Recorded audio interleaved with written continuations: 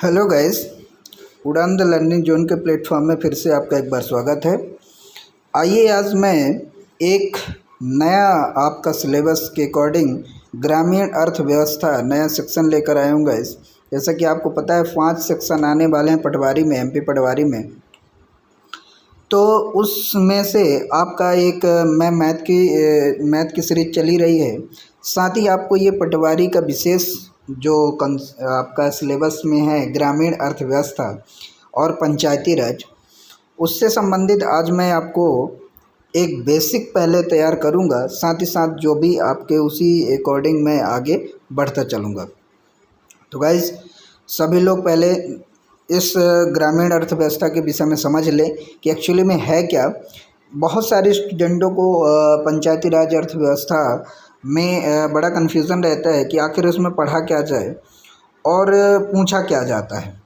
और maximum time student क्या करते हैं कि वो फिर कुछ और बुकें ख़रीद लेंगे, यहाँ वहाँ से पढ़ना स्टार्ट कर देंगे और जिससे फिर उनके मार्क्स कम हो जाते हैं। तो आई होप कि आज मैं जो समझाऊंगा वो आप बिल्कुल समझ पाएंगे कि आखिर हमें पढ़ना क्या है ग्रामीण अर्थव्यवस्था से। गाइस आप एक बात समझिए, ग्रामीण अर्थव्यवस्था का मतलब क्या होता है। ग्रामीण अर्थव्यवस्था, ग्रामीण का मतलब गांव, यानी और अर्थव्यवस्था का मतलब धन और संपत्ति से है, यानी जिससे लोगों के रोजगार चलते हैं, जिससे उनके खान पान से संबंधित रहता है। यानी हर एक वो चीज़ें जो एक गांव के लोगों को उनके दैनिक जीवन यापन से संबंधित होता है और जीवन यापन के लिए वो उनसे रिलेटेड रहता है, वो सभी किसके अंतर्गत आते हैं? अर्थव्यवस्था के अंतर्गत आते हैं। तो इस अर्थव्यवस्था में आपको पता होना चाहिए गाइस कि क्या क्या आ सकते हैं। जैसे आपको पता है डेयरी, दुग्ध उत्पादन, ये भी एक अर्थव्यवस्था का साधन है।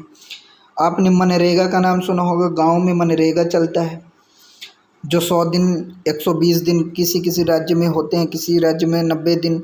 इस प्रकार से नियम बदलते रहते हैं, लेकिन वर्तमान में 120 दिन का मध्य प्रदेश में 100 दिन का अभी हमारे यहाँ गारंटी रहता है कि जिन बेरोज़गार युवाओं को या ऐसे लोग जो बेरोज़गार हैं और उनको कोई काम भी नहीं मिल रहा है, तो मनरेगा के तहत उनको 100 दिन की मजदूरी के हिसाब से फ्री में पैसे दिए जाते हैं। तो इस प्रकार से गाइस ये तमाम प्रकार की अर्थव्यवस्था के अंतर्गत आते हैं। साथ ही खेती से संबंधित जो भी होते हैं वो अर्थव्यवस्था के अंतर्गत आते हैं। सर्विस, जो भी आप नौकरियां करते हैं ग्रामीण पंचायत के आधार पर, पंचायत के अंतर्गत जो भी नौकरियां होती हैं वो सभी क्या होती है? अर्थव्यवस्था के अंतर्गत आते हैं। चाहे वो सर्विस सेक्टर हो, चाहे आपका बिजनेस का हो, चाहे बिजनेस में कोई हो, खेती हो, व्यापार हो, कोई भी हो, वो सभी के सभी किसके अंतर्गत आते हैं? अर्थव्यवस्था के अंतर्गत आते हैं। लेकिन इस पूरे में आपको क्या पढ़ना है? ग्रामीण अर्थव्यवस्था, यानी गांव में कौन कौन सी ये व्यवस्थाएं चलती हैं, गांव में कैसे कैसे इन अर्थव्यवस्थाओं का एक सोर्स है, उन्हीं के संबंध में हमें पूरा पढ़ना होगा। और एक बार आपने तरीके से पढ़ लिया गाइस, तो आप विश्वास रखिए कि आपसे एक भी क्वेश्चन नहीं छूटेंगे, सारे क्वेश्चन हल होंगे। आइए तो स्टार्ट करते हैं। आप देख लीजिए, ये प्यारा सा छोटा सा गांव बनाया गया है। एक डायग्राम के माध्यम से आप देख सकते हैं कि यहाँ खेती चल रही है, पंचायत भवन है, सर्विस सेक्टर है, और भी हमारे पोर्ट से यानी जल संसाधन से, नावों के माध्यम से जो भी हम कमाते हैं, डाक के माध्यम से, हम पोस्ट ऑफिस के माध्यम से, यानी हर एक प्रकार का गांव से संबंधित जो भी जुड़ा होता है सभी के सभी अर्थव्यवस्था के संबंधित होता है। तो आइए स्टार्ट करते हैं। सबसे पहले हम किससे? कृषि से। तो आइए कृषि के बारे में जानकारी प्राप्त करते हुए आगे चलेंगे। आपको पता होना चाहिए गाइस कि प्राथमिक क्षेत्र का अंश सकल राज्य मूल्यवर्धन में 2011-12 में 33 दशमलव 1 मिनट गाइस,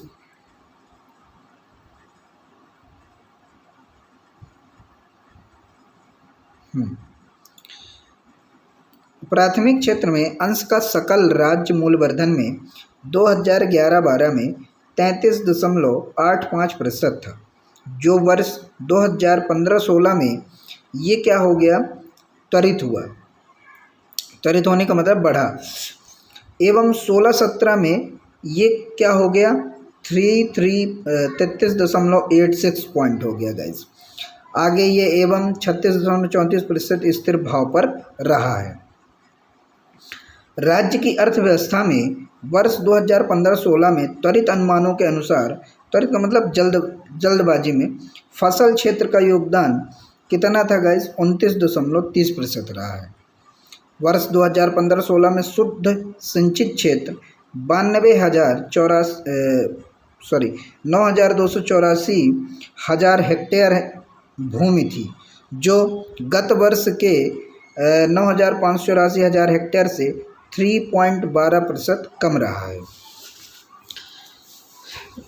वर्ष 2016-17 के दौरान फसल क्षेत्र में आपको क्या था कि 25.81% की वृद्धि हुई 2016-17 में।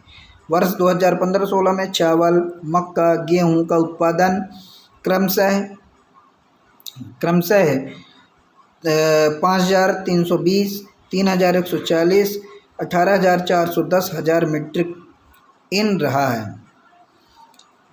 2015-16 में दलहनी फसलों का कुल उत्पादन 5,654 हजार मीट्रिक टन हुआ। साथ ही 15-16 में तिलहनी फसलों का कुल उत्पादन 7,336 हजार मीट्रिक टन रहा। बीटी कॉटन का क्षेत्राच्छादन का उत्पादन 2016-17 31 दिसंबर 2016 5,12,000 हेक्टेयर एवं 1,51,80 पैट्रिक हुआ था। आप इस बात को समझिए कि ये जो दे रखा है डाटा, आप इन डाटाओं को थोड़ा सा पढ़ के ज़रूर एक बार क्या करेंगे, रिवाइज करेंगे। इससे क्या होगा कि आपको पता चलेगा कि पिछले जो भी हमारे ईयर में उत्पादन हुआ कितना था और आगे कितना हुआ। क्योंकि मेनली डाटा ऐसे पूछ लिए जाते हैं कि 2015-16 में जैसे क्वेश्चन ऐसे पूछ लिएगा इस कि बताइए यहाँ पास एक मिनट गैस ये ऐसा क्वेश्चन कर दिया कि वर्ष 2016-17 के दौरान फसल क्षेत्र में कितनी प्रतिशत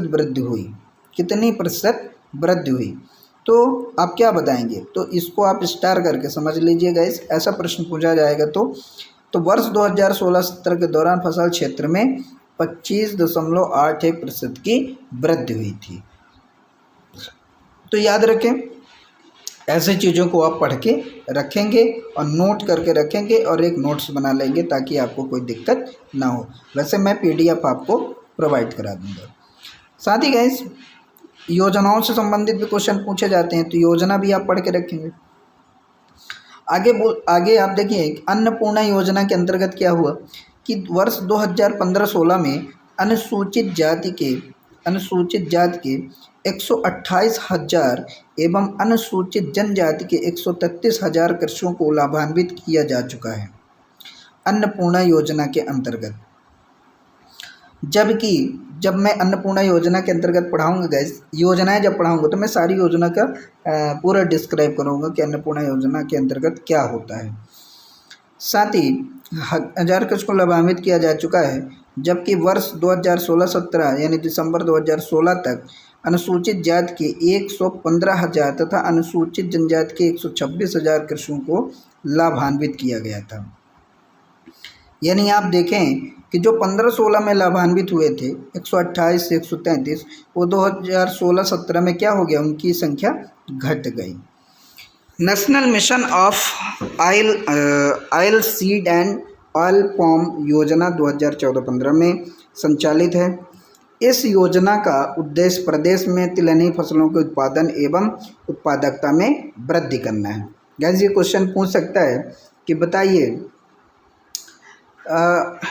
तिलहनी फसलों के उत्पादन एवं उत्पादकता में वृद्धि करना कौन से मिशन के अंतर्गत आता है, तो आप क्या बताएंगे, national mission on oil seed and oil palm योजना के अंतर्गत।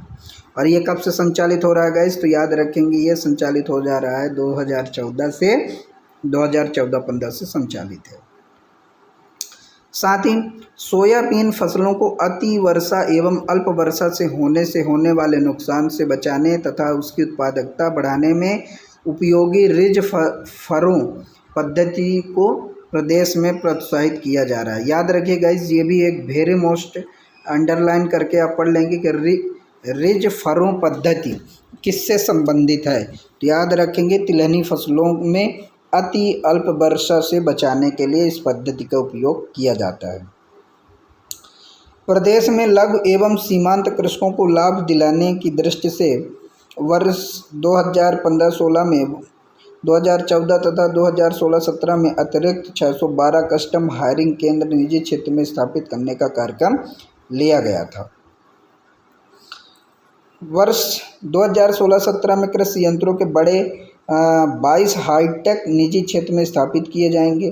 कृषि यंत्रों के उपयोग से उत्पादन में वृद्धि के लिए शासन द्वारा प्रतिवर्ष 200 ग्रामों का चयन यंत्र दूत ग्राम के रूप में किया जाता है। प्रदर्शन मिनी कट की योजना के अंतर्गत, यह भी गैस इम्पोर्टेंट है, प्रदर्शन मिनी कट योजना के अंतर्गत वर्ष 15-16 में 6,86,126 प्रदर्शन या मिनी कट आयोजित किए गए हैं। वर्ष 16-17 में यह योजना बंद कर दी गई है। ये योजना क्या कर दी है गैस? बंद कर दी गई है, प्रदर्शन मिनी कट योजना। आगे कहता है वर्ष 2013-14 में प्रदेश मौसम आधारित उद्यानिकी फसलों का प्राकृतिक आपदा एवं मौसम के विपरीत प्रभावों से फसलों की क्षतिपूर्ति हेतु मौसम आधारित फसल बीमा योजना लागू की गई है। तो यह भी एक अच्छा प्रश्न है कि फसल बीमा योजना कब से लागू की गई है। तो याद रखेंगे 2013-14 से। और ऐसे क्वेश्चन पूछे जाते हैं योजना से आधारित फसल बीमा योजना मध्य प्रदेश शासन ने कब लागू किया। तो याद रखेंगे 2013-14 से। आगे कहता है वर्ष 2016-17 में कुल मसालों का उत्पादन 41.53 लाख मीट्रिक टन रहा। वर्ष 2016-17 में कुल साग सब्जी का क्षेत्रफल एवं उत्पादन क्रमशः 8.64 लाख हेक्टेयर एवं 158.0601 लाख मीट्रिक टन रहा। वर्ष 2015-16 में कुल फलों का उत्पादन क्षेत्रफल एवं उत्पादन क्रमशः 2.91 लाख हेक्टेयर एवं 53.12 लाख मीट्रिक टन रहा। जबकि वर्ष 2016-17 में कुल फलों का क्षेत्रफल एवं उत्पादन 3.29 लाख हेक्टेयर एवं 59.17 लाख मीट्रिक टन रहा। कृषि मंत्रालय भारत सरकार द्वारा प्रदेश में वर्ष 2005-06 में राष्ट्रीय उद्यानिकी मिशन, इसको याद रखेंगे, वर्ष 2005-06 में राष्ट्रीय उद्यानिकी मिशन प्रारंभ किया गया। क्वेश्चन ऐसे ही पूछेगा, राष्ट्रीय उद्यानिकी मिशन कब प्रारंभ किया गया। याद रखेंगे 2005 और 6 में। वर्ष 2009-10 में इस योजना के अंतर्गत प्रदेश के 40 जिलों में मिशन का क्रियान्वयन किया जा रहा है। प्रदेश में औषधि पादप मिशन 2008-09 से प्रारंभ किया गया। 2008-09 से प्रारंभ किया गया। कौन सा? औषधि पादप मिशन। जन निजो भागीदारी योजना के अंतर्गत प्रदेश में कंपोजिट लॉजिस्टिक हब पावरखेड़ा जिला होशंगाबाद में स्थापित किया जा रहा है। वेरी मोस्ट क्वेश्चन है गैस, इसको याद रखेंगे कि जन निजो भागीदारी योजना के अंतर्गत प्रदेश में कंपोजिट लॉजिस्टिक हब पावरखेड़ा जिला होशंगाबाद में स्थापित किया जा रहा है। साथ ही राष्ट्रीय कृषि बाजार योजना, भारत सरकार की इस महत्वपूर्ण योजना का भोपाल की करौंद मंडी में 14 फरवरी 2016 को पायलट रूप में प्रारंभ किया। इसके द्वितीय चरण में 19 मंडिया समितियों को 2016 में लागू किया गया तथा 31 मार्च 2017 तक तृतीय चरण में 30 और मंडी समितियों में लागू किए जाने की कार्यवाही की जा रही है। चावल मध्य प्रदेश की सर्वाधिक महत्वपूर्ण फसल है। Very most question. चावल मध्य प्रदेश की सर्वाधिक महत्वपूर्ण फसल है। मध्य प्रदेश का खाद्यान्न उत्पादन में देश में चौथा स्थान है, याद रखेंगे इस बहुत इम्पोर्टेंट, इसको आप अंडरलाइन करके और स्टार लगा के पढ़ लीजिए। चावल मध्य प्रदेश की सर्वाधिक महत्वपूर्ण फसल है। मध्य प्रदेश का खाद्यान्न उत्पादन में देश में चौथा स्थान है। सोयाबीन, चना, अलसी, दलहन, अफीम के उत्पादन में प्रदेश का देश में प्रथम स्थान है। वेरी मोस्ट, ये तीनों ही अंडरलाइन स्टार करके आप पढ़ लीजिएगा। सोयाबीन, चना, अलसी, दलहन, अफीम का भी उत्पादन प्रदेश का देश में प्रथम स्थान है। ज्वार, तिलहन व अरहर के उत्पादन में प्रदेश का द्वितीय स्थान है। ये भी वेरी मोस्ट। प्रदेश में कुल कृषि योग्य भूमि का 43% भाग एक फसली तथा 70% भाग द्विफसली कृषि भूमि के अंतर्गत आता है। तो याद रखेंगे इसकी टोटल भूमि जो कृषि योग्य भूमि है, उस कृषि भूमि योग्य में 43% भाग पर एक फसली बोई जाती है और 70% भाग पर द्विफसली बोई जाती है। कृषि उपज में वृद्धि करने के उद्देश्य से प्रदेश में विपुल उत्पादन कार्यक्रम चलाया गया। गाइस ये वेरी मोस्ट, ये भी एक क्वेश्चन हो गया आपका। क्या क्वेश्चन कह रहा है कि स्टार करके आप पढ़ लीजिए। कृषि उपज में वृद्धि करने के उद्देश्य से प्रदेश में विपुल उत्पादन कार्यक्रम चलाया जा रहा है। कौन सा कार्यक्रम? विपुल उत्पादन कार्यक्रम। किसके लिए? कृषि उपज में वृद्धि करने के लिए। अनुसूचित जनजाति के कृषकों की आर्थिक स्थिति सुधारने के लिए प्रदेश में सूरज धारा योजना चलाई जा रही है। ये भी एक अच्छा क्वेश्चन बनेगा, तो आप इसको याद रखेंगे। सूरज धारा योजना किनके लिए चलाई गई है? तो अनुसूचित जनजाति के कृषकों की आर्थिक स्थिति को सुधारने के लिए सूरज धारा योजना चलाई जा रही है। मध्य प्रदेश का दलहन उत्पादन में 22% हिस्सा तथा प्रदेश देश के तिलहन उत्पादन में 13% हिस्सा रहता है या करता है। याद रखेंगे मध्य प्रदेश का दलहन उत्पादन में 22% हिस्सा तथा प्रदेश देश के तिलहन उत्पादन में, ये दलहन में है, ये तिलहन में 13% उत्पादन करता है। मध्य प्रदेश में किसानों के हित संरक्षण हेतु प्रत्येक जिले में एक किसान परिषद का गठन किया गया है। याद रखेंगे इस एक किसान परिषद का गठन किया गया। मध्य प्रदेश में किसानों के हित संरक्षण हेतु प्रत्येक जिले में एक किसान परिषद का गठन किया गया है, जिसका अध्यक्ष जिला पंचायत अध्यक्ष होता है। तो किसान परिषद, ये क्वेश्चन बहुत इम्पोर्टेंट हो जाता है। किसान परिषद का अध्यक्ष कौन होता है? तो जिला पंचायत अध्यक्ष होता है। आई होप कि क्लियर हो गया होगा। आइए अगले चलते हैं स्लाइड पे। यहाँ ध्यान दें, कहते हैं मध्य प्रदेश के खंडवा खरगोन को सफ़ेद सोना क्षेत्र कहा जाता है। बहुत ही महत्वपूर्ण प्रश्न हो गया आपका। मध्य प्रदेश के खंडवा और खरगोन को सफ़ेद सोना का क्षेत्र कहा जाता है। तो क्वेश्चन पूछ लेता है सफ़ेद सोना का क्षेत्र कहाँ है? खंडवा और खरगोन। इंदौर, उज्जैन, देवास, भोपाल, विदिशा, सीहोर, हरदा, होशंगाबाद एवं सतना जिलों में कुल 9 स्थानों पर 4.50 लाख मीट्रिक टन क्षमता का steel silo project Madhya Pradesh के प्रथम बार पीपीपी मॉडल पर स्थापित किए गए हैं। और ये जो मध्य प्रदेश का आर्थिक सर्वेक्षण है वो 2016-17 के अनुसार है। इस बात का याद रखेंगे। आइए अगले पे चलते हैं। मध्य प्रदेश के कृषि क्षेत्र, बहुत इम्पोर्टेंट टॉपिक है ये भी। कृषि क्षेत्र कहाँ कहाँ है? तो कृषि विभाग द्वारा मध्य प्रदेश को 5 कृषि प्रदेशों में विभाजित किया गया है। इस बात को आप बिल्कुल इस तरह से याद कर लीजिएगा कि ये 100% क्वेश्चन पूछा जा सकता है। कृषि विभाग द्वारा, ये किसके द्वारा कहा गया? कृषि विभाग द्वारा मध्य प्रदेश को 5 कृषि प्रदेशों में विभाजित किया गया। कितने? 5।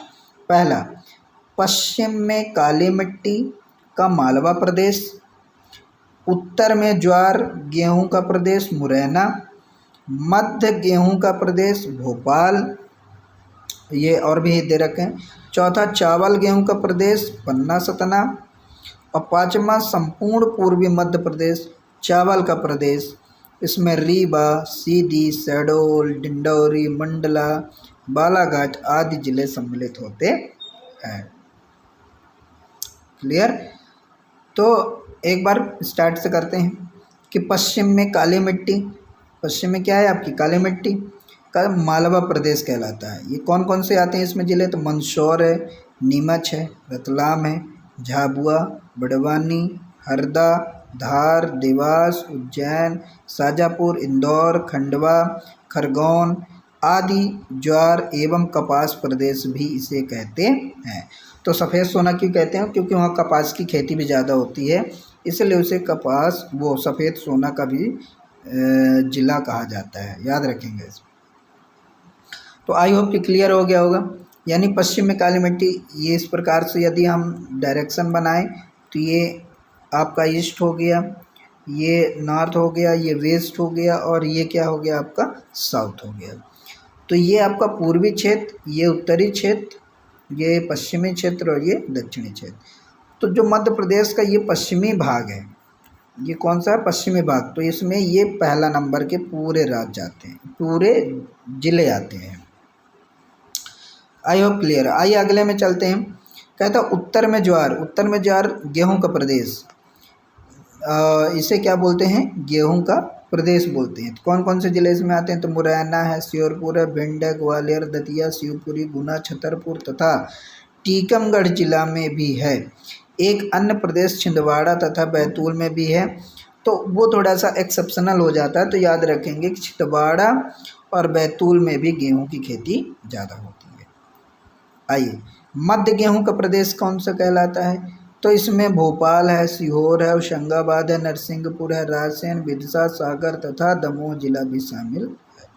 चावल गेहूं का प्रदेश कौन सा, उत्तर में पन्ना, सतना, कटनी, उमरिया, जबलपुर, सिवनी के दक्षिण तक को इसे पेटी शामिल करते हैं। और अगला है संपूर्ण पूर्वी मध्य प्रदेश, इसे चावल का प्रदेश कहते हैं।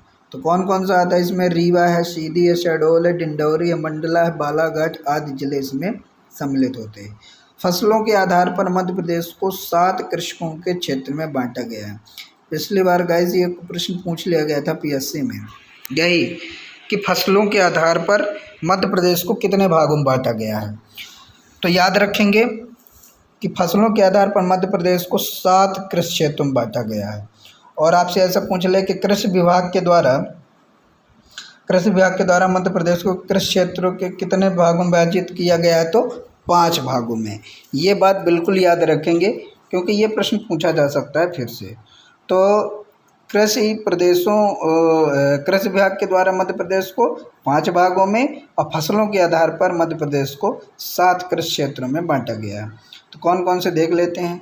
ज्वार का क्षेत्र कौन कौन सा आपका आएगा, गुना, शिवपुरी, श्योपुर, पश्चिमी, मुरैना। और गेहूं व ज्वार का क्षेत्र कौन है, बघेलखंड है। तो बघेलखंड में कौन कौन आता है, तो याद रखेंगे मालवा के पठार का मध्य भाग, भिंड, मुरैना, ग्वालियर। कपास व गेहूं का क्षेत्र उज्जैन, मंदसौर, शाजापुर, राजगढ़, देवास व सीहोर। और कपास का क्षेत्र कौन है, पश्चिमी मध्य प्रदेश, खंडवा, खरगोन, बड़वानी, धार, रतलाम और झाबुआ। चावल व कपास क्षेत्र कौन है, खंडवा है।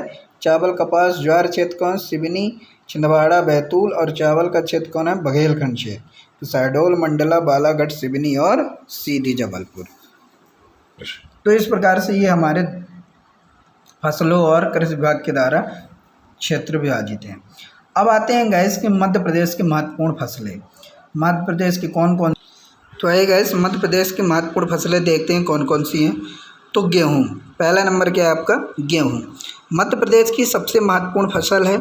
रबी की फसलों का सबसे अधिक क्षेत्र गेहूँ के अंतर्गत आता है। यानी फसल हमारे यहाँ मेनली 2 प्रकार की होती है, रबी और खरीफ की फसल। तो गेहूँ कौन सी, गेहूँ किस रबी की है, गेहूँ किस सीजन की है, तो रबी की फसल है। तो मध्य प्रदेश की सबसे महत्वपूर्ण फसल है ये गेहूँ, और रबी की फसलों का सबसे अधिक क्षेत्र गेहूँ के अंतर्गत आता है। मध्य प्रदेश का पश्चिमी भाग गेहूँ क्षेत्र के लिए महत्वपूर्ण है।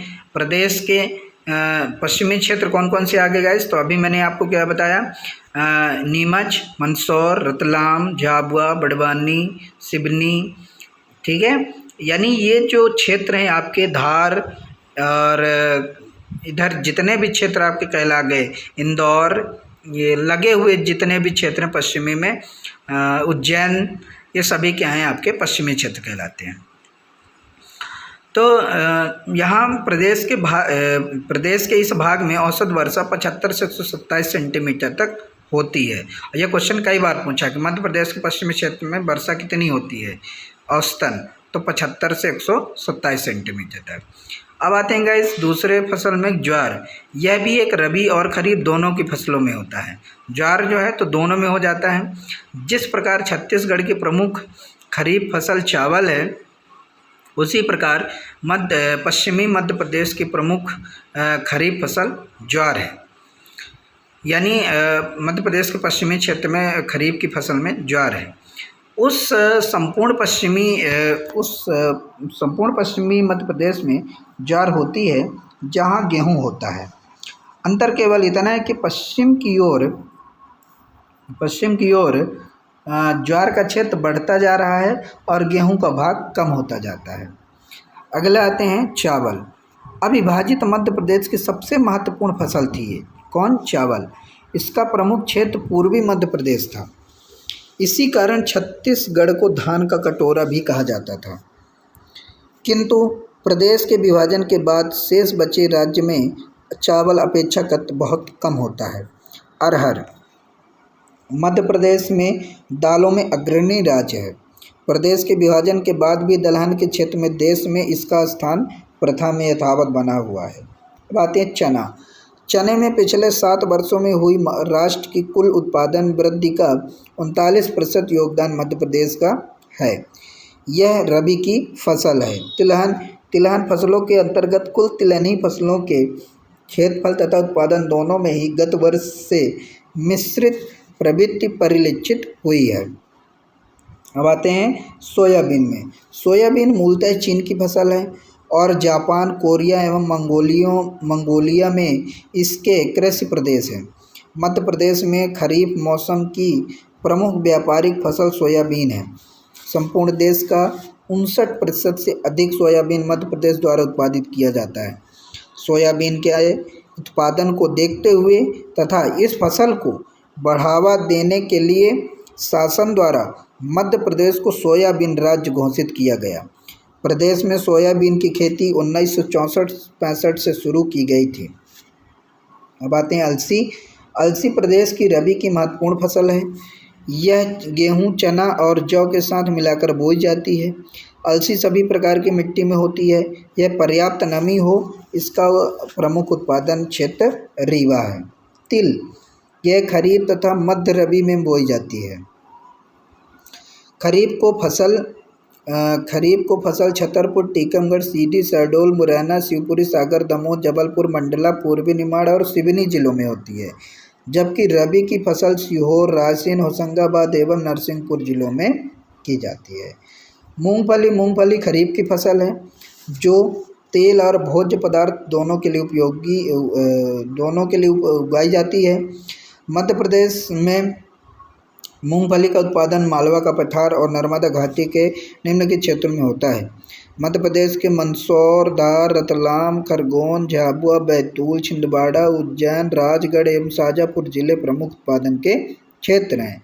रेतीली, दोमट, भुरभुरी तथा पानी के अच्छे निकास वाली भूमि जिसमें कार्बनिक पदार्थ और कैल्शियम पर्याप्त हों, मूंगफली की खेती के लिए उपयुक्त होते हैं। तो गाइस आज के लिए इतना ही। कल मैं फिर से आपको आगे इसी को कंटिन्यू कर दूंगा। तो आज के लिए इतना ही। Thank you so much watching for my video. लेकिन गाइस इसी तरह आगे भी आपको मैं कंटिन्यू करता रहूँगा। लेकिन एक काम आप करिए कि चैनल को सब्सक्राइब कर लें और बेल आइकन को प्रेस कर लें ताकि जब भी ये अपलोड हो हमारी वीडियो तो आपको नोटिफिकेशन प्राप्त हो सके। तो thank you so much. Have a nice day.